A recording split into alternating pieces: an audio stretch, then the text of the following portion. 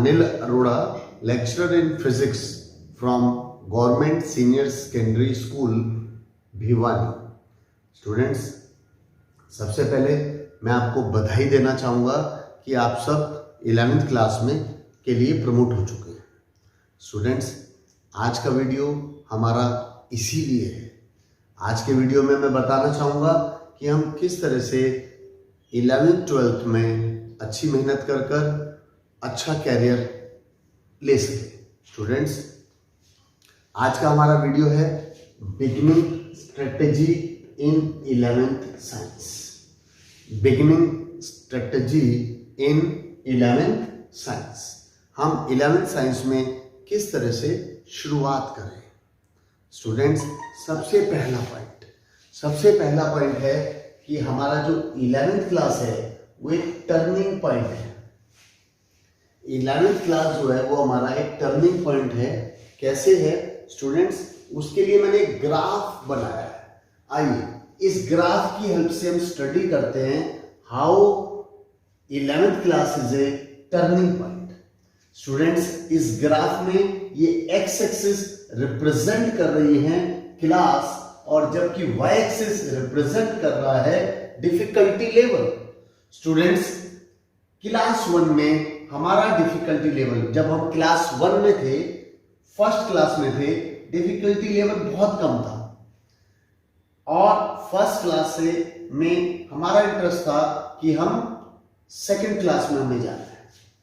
हमने मेहनत की, सेकंड क्लास में आ गए। सेकंड क्लास में भी लिटिल बिट वर्क किया, थर्ड में आ गए, थर्ड से फोर्थ में आ गए, फोर्थ से फिफ्थ में आ गए, फिफ्थ से सिक्स्थ में आ गए और सिक्स से सेवन। धीरे धीरे डिफिकल्टी लेवल भी बढ़ता चला गया और हमने 8th क्लास तक पहुंच गए और 8th क्लास से प्रमोट होकर 9th क्लास में भी आ गए। ये मिडिल स्कूल कब पास कर लिया, मिडिल स्कूल से हम कब सीनियर सेकेंडरी क्लासेस में आ गए, हमें पता ही नहीं चला। लेकिन जब हम 9th क्लास में पहुंचते हैं, 9th क्लास में सिलेबस डिफिकल्टी लेवल 8th के कंपैरिजन में देखो बहुत ज्यादा है।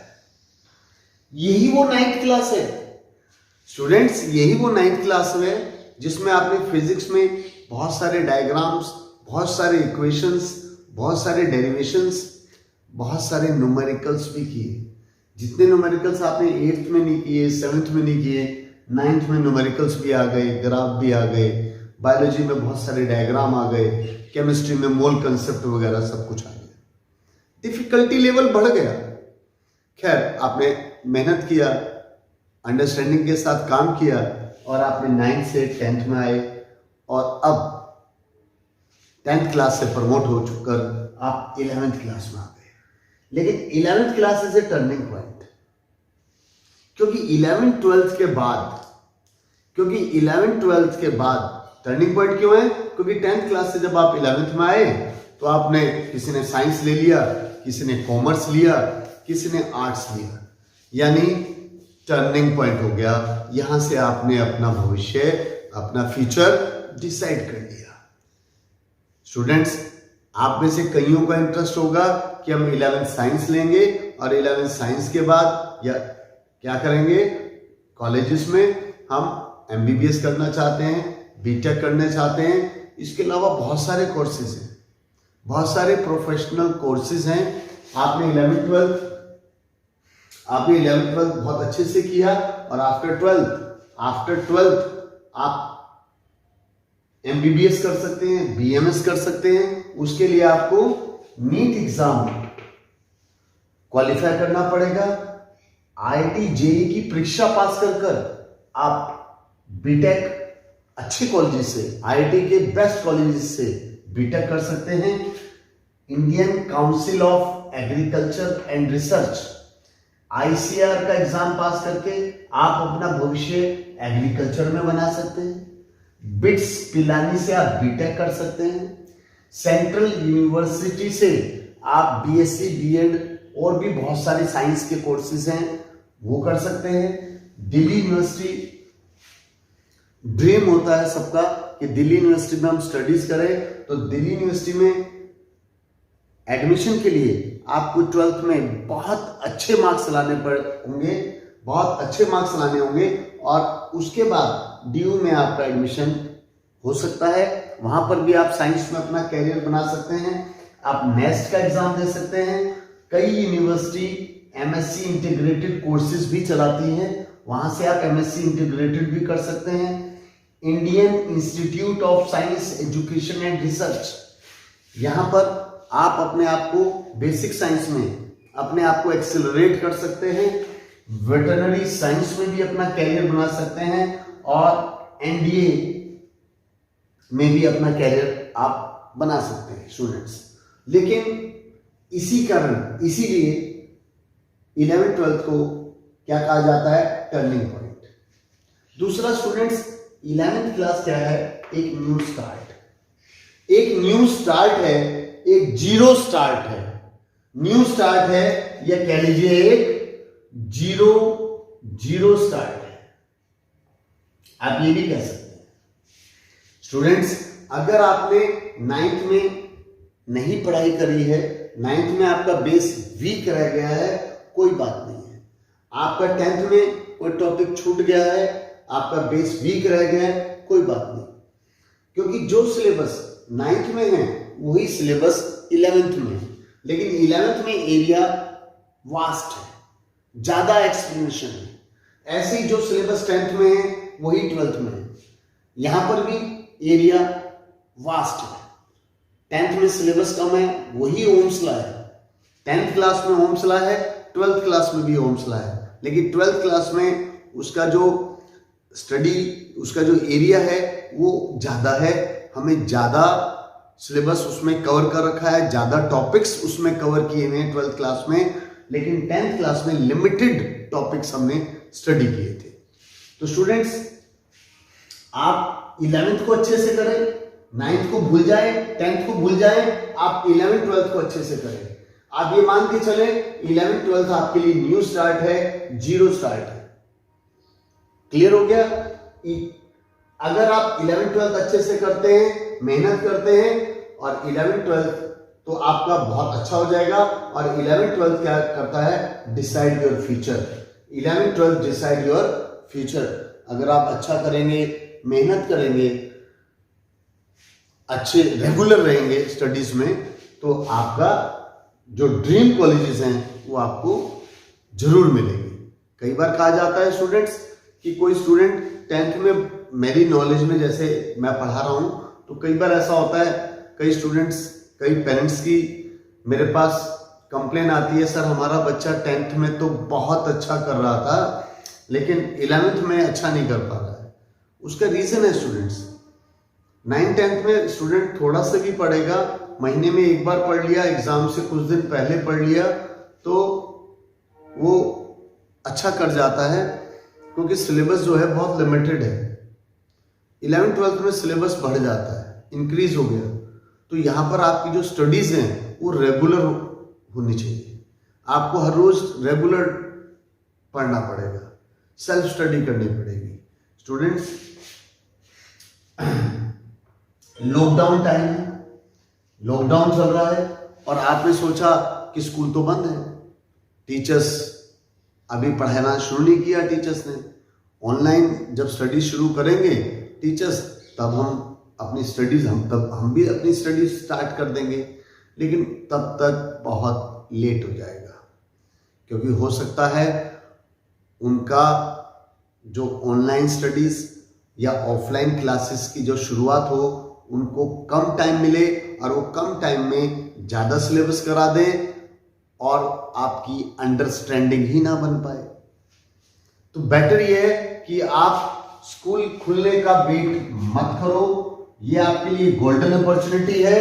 आप अपना स्टडीज अभी से स्टार्ट कर दो, सेल्फ स्टडी जरूर करनी है और एक टाइम टेबल बनाकर अपनी पढ़ाई करें। और जो मैं यहां बता रहा हूं फिजिक्स के लिए, ऐसा ही केमिस्ट्री के लिए करना है, ऐसा ही मैथ्स के लिए, ऐसा ही अदर सब्जेक्ट्स के लिए।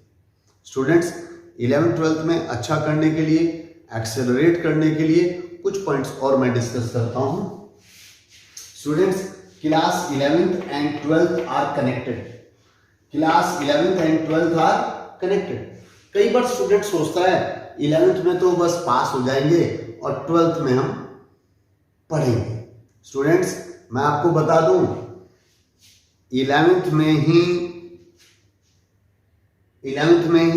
हमें तेज दौड़ना है, 11th में ही हमें बहुत अच्छा करना है, 11th में ही हमें हार्ड वर्क करना है। स्टूडेंट्स जो हम 11th में करेंगे उसका रिफ्लेक्शन 12th में दिखाई देगा।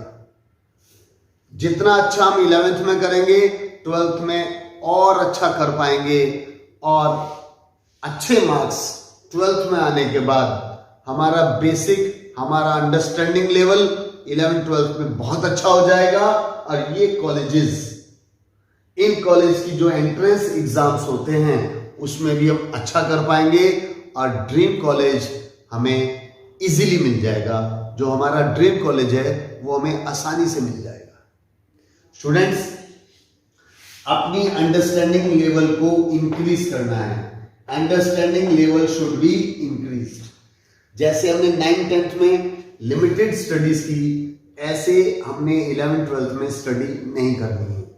11th-12th में हमें अपना स्टडी का जो एरिया है वो वास्ट करना है। कैसे? स्टूडेंट्स 11th-12th में notes, text book, questions, कंसेप्चुअल्स, objective type questions, MCQ, numericals, diagram, graph should be focused. हमें इन सब को एक साथ लेकर चलना पड़ेगा, एक साथ लेकर स्टडी करनी पड़ेगी। पहले हम नोट्स पढ़ें, टीचर के नोट्स टेक्स्ट बुक में से पढ़ें, क्वेश्चंस करें, कंसेप्चुअल्स करें, डायग्राम की प्रैक्टिस करें। लेकिन ये सब नोटबुक, पेन, इस सब के लिए नोटबुक और पेन आपके पास होना चाहिए। हर चीज, हर न्यूमेरिकल, हर डायग्राम, हर ग्राफ आपने लिख कर प्रैक्टिस करनी है। साइंस में बिना लिखे हम अपने आप को साइंस में एक्सेलरेट नहीं कर पाएंगे। स्टूडेंट्स मेरी बात समझ गए? स्टूडेंट्स इन सब चीजों का ध्यान रखना है और इस तरह से आज मैंने आपको 11th-12th में हमारी बिगिनिंग स्ट्रेटेजी इन 11th साइंस कैसे होनी चाहिए, इस वीडियो के माध्यम से मैं ये बता पाया। हमारी एक दमदार शुरुआत 11th साइंस में, एक दमदार शुरुआत 12th में बहुत अच्छा करने के लिए वेरी इंपॉर्टेंट है, बहुत महत्वपूर्ण है।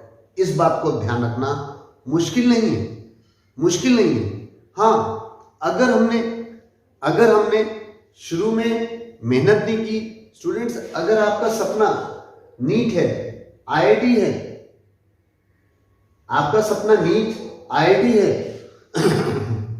तो स्टूडेंट्स मैं एक बात आपको बताना चाहूंगा, जो स्टूडेंट्स नॉर्मल स्टडी कर रहे हैं, एवरेज स्टडी कर रहे हैं, उनका इसमें सिलेक्शन होना इम्पॉसिबल है। अच्छा पढ़ना पड़ेगा। बल्कि 11th क्लास में तो शुरुआत में इतना पढ़ो, इतनी स्टडीज करो, शुरुआत में इनिशियल लेवल पर अपना बेस स्ट्रॉन्ग बनाने के लिए, एक सही ट्रैक में आने के लिए इतनी पढ़ाई करो कि पेरेंट्स भी आपसे कहें बेटा बस बहुत पढ़ाई कर ली, अब थक गए हो, अब रेस्ट कर लो। तो ध्यान रखना, अगर आपका एम एमबीबीएस है, नीट कंपटीशन है, आईआईटी है, आईसीएआर है, बिट्स पिलानी है, अगर ये सब आपका टारगेट है तो एवरेज स्टूडेंट्स का, नॉर्मल पढ़ने वाले स्टूडेंट्स का इसमें कोई काम नहीं है। हाँ, जीरो वाला भी बहुत अच्छा कर जाएगा, अगर वो बिल्कुल सही प्लानिंग के साथ, टाइम टेबल के अकॉर्डिंग एक अच्छी स्ट्रेटेजी बनाकर 11th में साइंस में एंटर करता है। स्टूडेंट्स आपने कछुए और खरगोश की कहानी सुनी है, सुनी हुई है, ठीक है ना? खरगोश बहुत फास्ट था और कछुआ बहुत स्लो था। जीत किसकी हुई? कछुए की हुई। तो आप पूरे मन से एक स्ट्रेटेजी बनाकर 11th-12th में बहुत अच्छा करें। हम सभी टीचर्स, मैं सभी टीचर्स और अपनी तरफ से और सभी टीचर्स की तरफ से मैं बेस्ट विशेष आपके लिए कि आपका जो ड्रीम है, आपका जो बेस्ट कॉलेज है 12th के बाद जरूर मिले और आप 11th-12th में बहुत अच्छा कर पाएं, इस इच्छा के साथ बहुत बहुत धन्यवाद। आपने मेरा वीडियो ध्यान से देखा और आप इसका स्क्रीनशॉट लेना चाहें, स्क्रीनशॉट ले सकते हैं students. Okay students, thank you very much.